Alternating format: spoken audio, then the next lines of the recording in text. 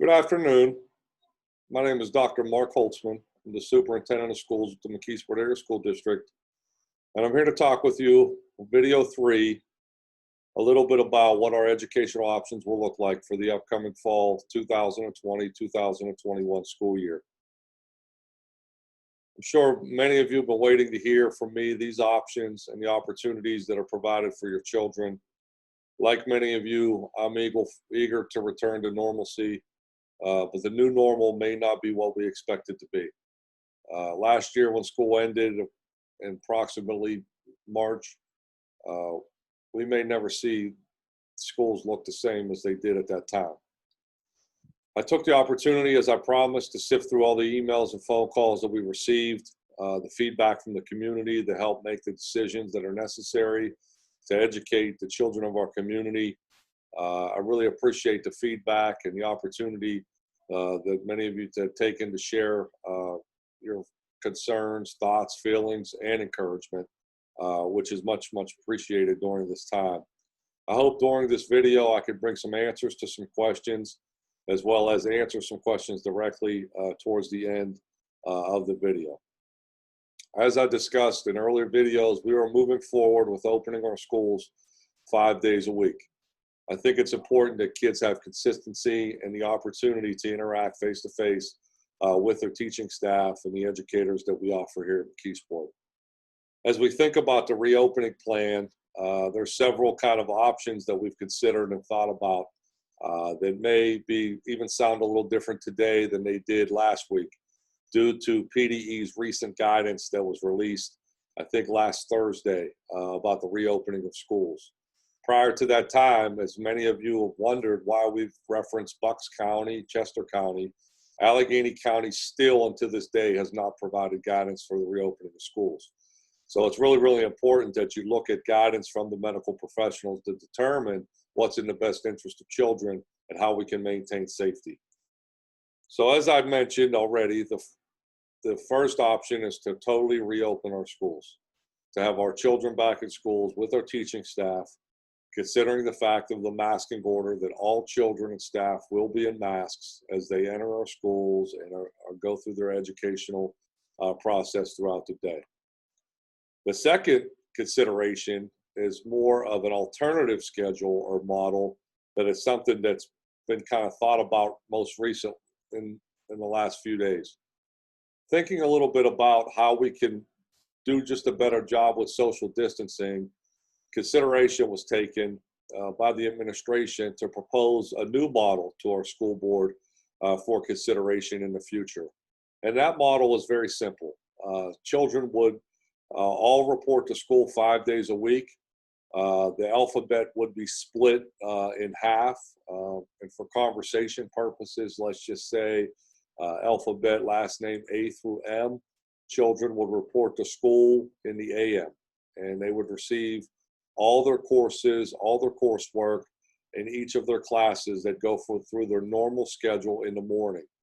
In the afternoon, they would return home after they eat lunch, and they would return to a virtual learning type environment with virtual activities shared by their teacher that they can complete with their one-to-one device.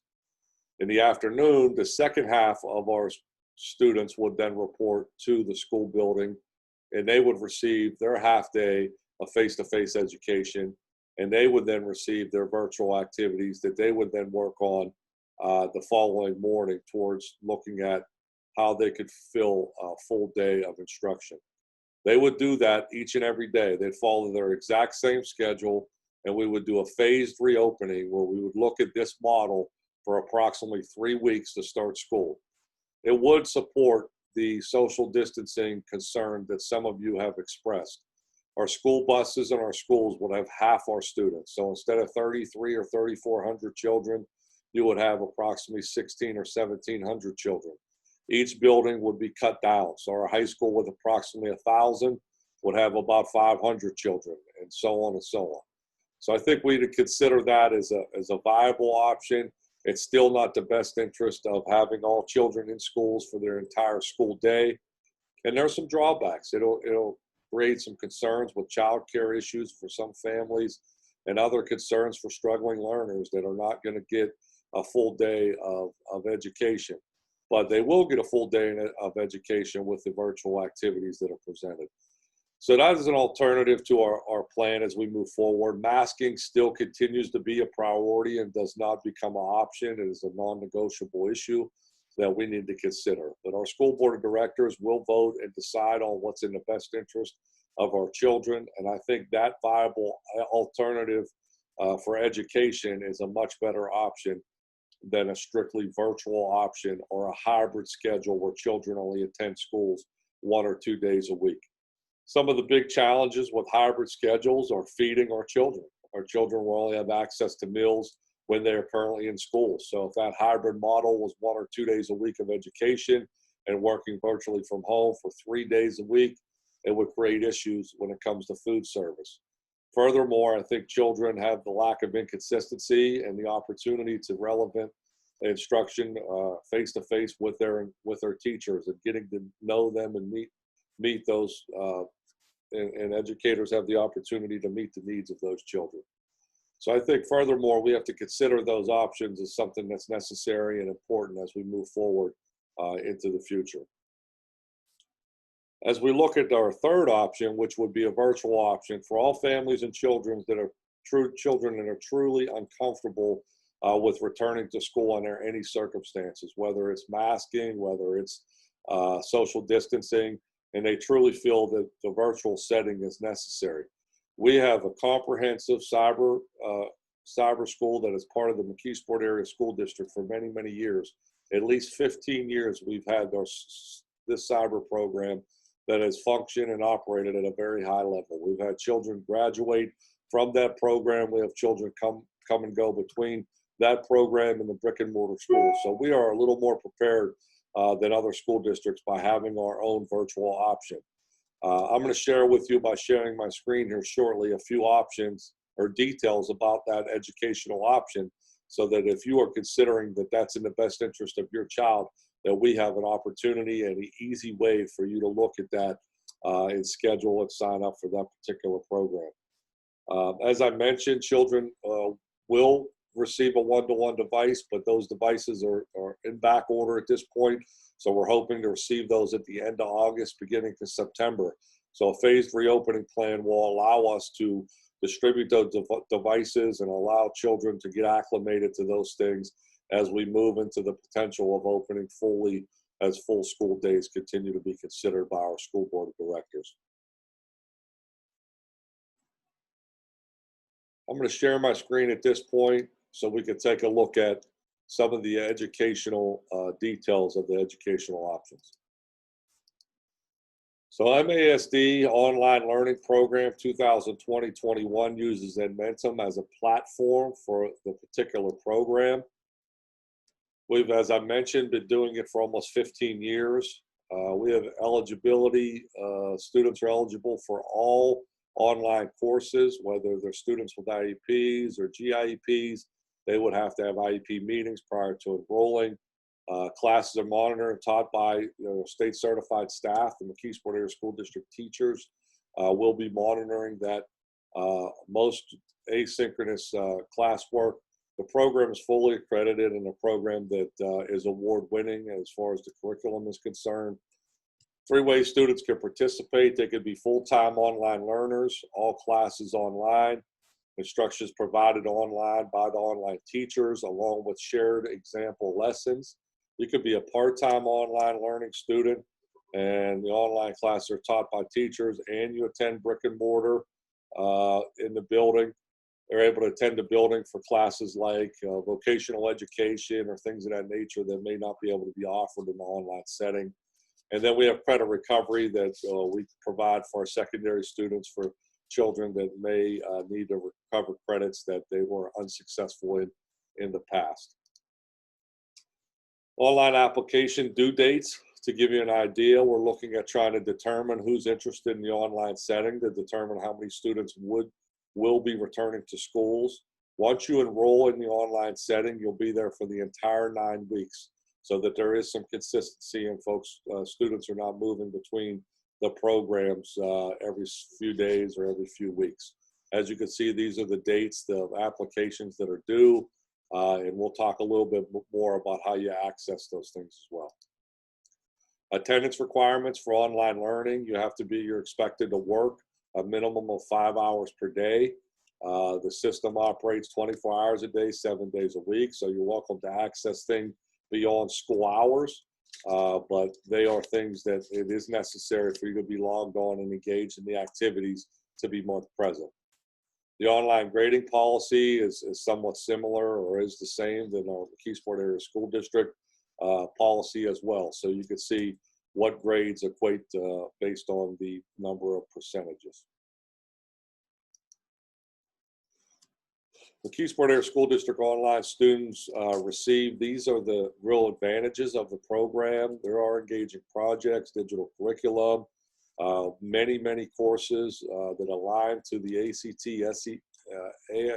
SAT tests, obviously world languages and many electives, and all the courses are aligned to the national and state standards. This is the opt-in cyber form. It's a Google form that is on all our district social media, our website, and everywhere else. You can see the form link right here below. Please, if you're considering this opportunity as quickly as you can, if you have made that decision, to please fill out that form so somebody could be in contact with you immediately, so we can address whatever needs you may have. For additional information, you can contact Ms. Pamela Gordon, and her email is there below, pgordon@mckasd.net, and she's the online learning coordinator for the district. Okay, as we think a little bit about the recent guidance and guidelines that have been shared by PDE, I want to give you an opportunity. I want to share and go through some of Pennsylvania Department of Education's most recently released guidance and look at a couple of key takeaways that are going to be necessary.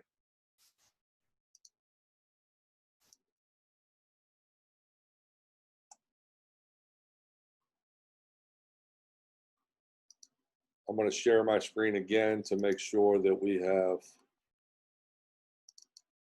okay. So this is the most recent guidance from the Pennsylvania Department of Education regarding the reopening of schools pre-K to 12. And there's just a few things that I would like to point out. You're welcome to access this via the internet, but I want to share a few things with you.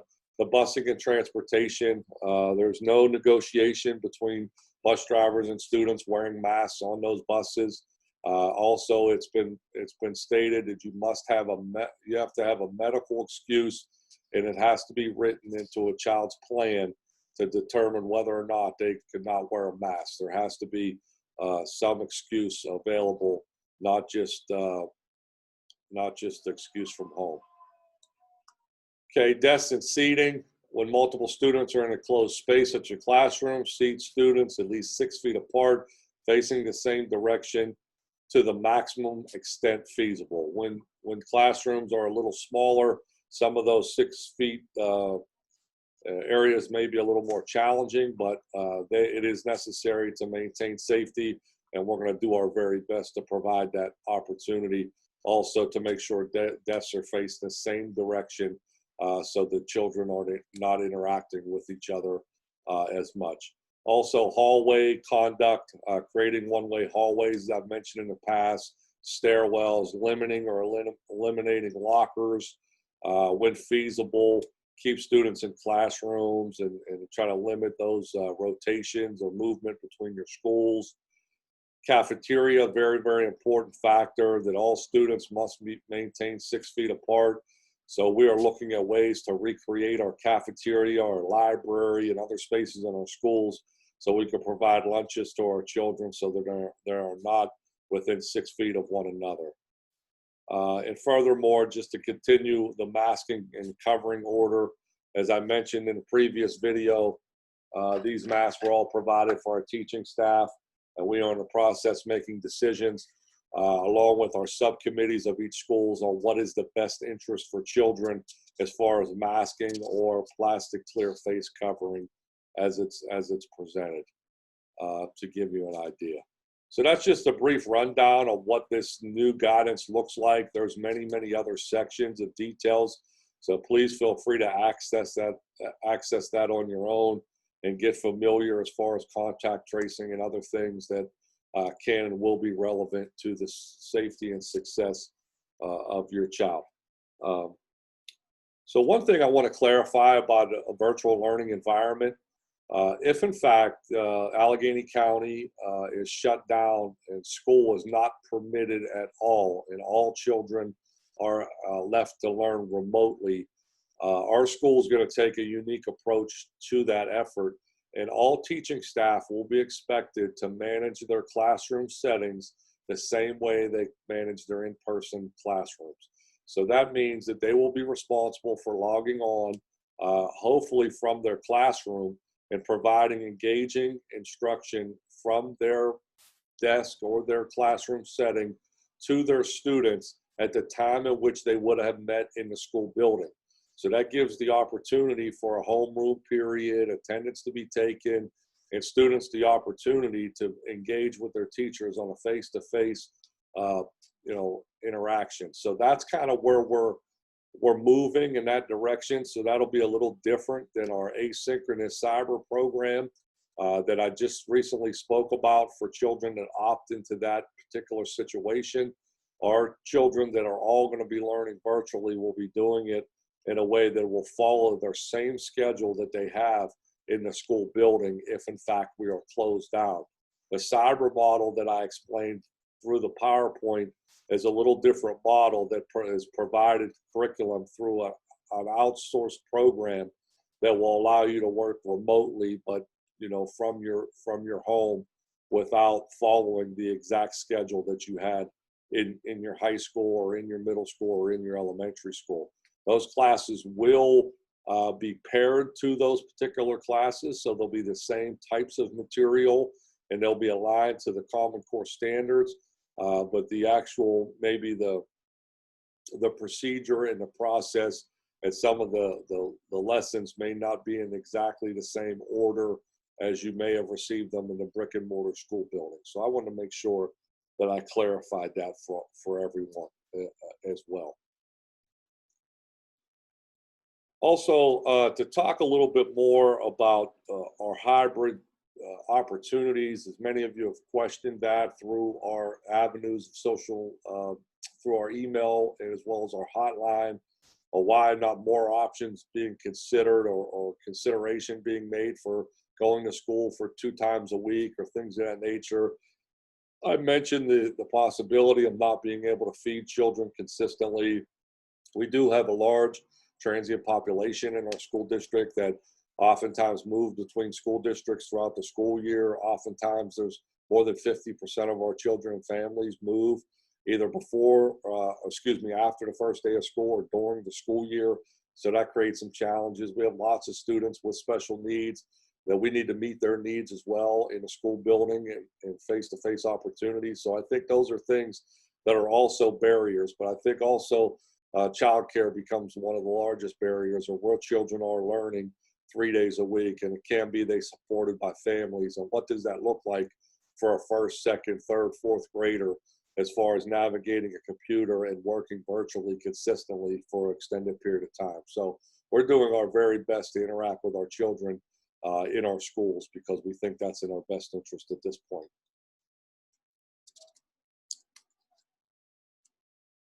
Well, through those many bullets and processes that I shared, I want to take the opportunity to just share with you as I wrap up this video a few more other considerations for the future. We obviously are going to have a 4th and 5th video. Our 4th video will be about the kind of the gap of achievement that was cut short by the pandemic, and talk a little bit about how we're going to bridge that gap and how those things are going to be addressed with remediation and enrichment throughout the start of this current school year. So that's where we'll focus our 4th video, and our 5th video will be continuing to answer questions more specifically that are provided by all of you as your feedback. I will continue to encourage you to, first of all, now that there's a survey, to opt into cyber school, to take advantage of that if you are a family or your child is somebody that has vulnerabilities or you prefer that they would do better in a virtual setting. to take the opportunity to share that information with us so we can be in contact with you as soon as possible, and we can move forward with trying to determine how many children will be interested in returning to school. Furthermore, as far as transportation is concerned, we've talked a little bit about transportation and how children will be asked to wear masks on the school bus, and we're going to do our very best to social distance those children if we're able to start with the phased reopening, where only half of the children report to school in the morning and the other half in the afternoon. But if in fact you feel comfortable providing your own transportation for children, there is also another opt-in or opt-out form of transportation. So if your child is not going to be riding the school bus, we would appreciate it if you would include that in that form so that we can get an accurate count of the students on the school bus, so we can provide the social distancing necessary to keep all our children safe.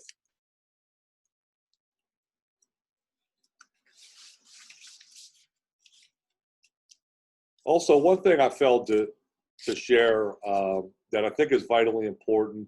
A question came up about maybe my not so popular comments about cyber schooling and virtual learning, because I think it's a true struggle for children.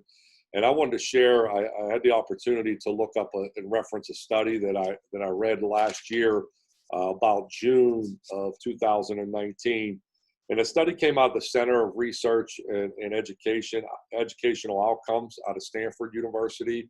And it studied all the cyber charter schools in the state of Pennsylvania and the success of children in those programs. And one of the alarming statistics or set of statistics that really brings to the forefront the challenges with virtual learning were that, according to this study, the average child that was in a cyber charter school lost 106 out of 180 days of reading skills and lost 118 days of math instruction out of 180 days.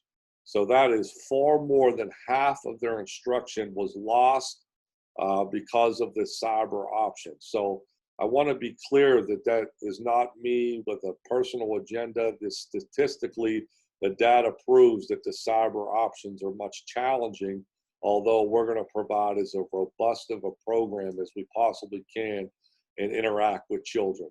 Furthermore, as you decide to determine if opting into a virtual learning environment is in your family's best interest, we'll be able to count those numbers and dedicate staff to that program exclusively so that they are able to interact with you in a synchronous way.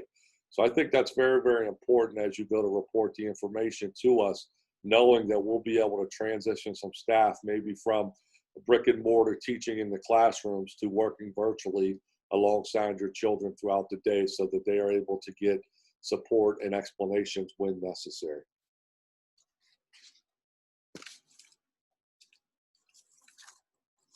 I just want to share with everyone one last thing, that please continue to be patient. The changes that happen, my conversations and my tone and the direction of our district has changed from Thursday last week till today. Things could change tomorrow, but we're doing our very best to communicate so that everybody's prepared and understands what we're up against, how we're making decisions, and how we're determining what's in the best interest of our children. And we want to do what's best for you. We want to make your family comfortable, and we want to maintain the safety of all of our kids. So please continue to interact with us via email and other ways. Our hotline has not been utilized much. Please feel free to leave messages. I am checking those, as well as we've received about 20 emails from the community. So please continue to share your feedback and information with me so we could do our very best to open our schools. I will continue to communicate with our school board of directors of the three, what I presented educational options today, and that being a full face-to-face, full day interactions with students and schools, a possible phased-in opportunity to open schools where children will attend half day for the first several weeks, and then the district will look at the effectiveness of that model and determine if we can go to a full day or we need to change things based on the feedback and the safety concerns that we're faced with. And then thirdly would be a truly virtual environment that would be of your choice. Obviously, if the state or the county shuts down our schools, the virtual option becomes a mandatory option for all children and doesn't have there's no more options at that point. So I want to thank you again for taking the time to listen to me. I know this may not be the easiest way to communicate, but I think at this point, this is probably in our best interest.